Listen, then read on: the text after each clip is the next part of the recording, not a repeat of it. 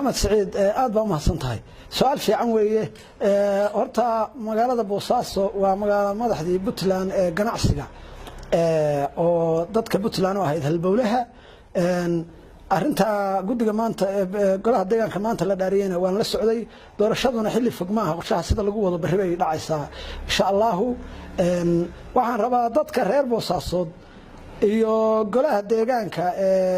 maanta lagu dhaariyay magaalada Boosaaso inaan u soo jeediyo talageliyo maadaama aan ahay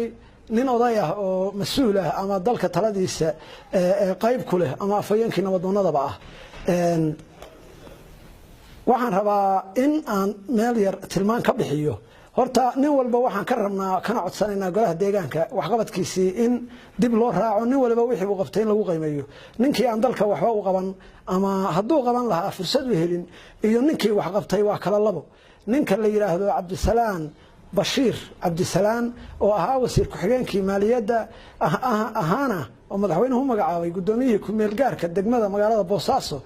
waxaan aad iyo aad u soo dhaweynayaa intii yareedo xilka uu hayay wixii uu qabtay haday tahay wadada laamiga Boosaaso oo dheer oo aan laba qof isku dhaafi karin xilligii madaxweynuhu magacaabay maantana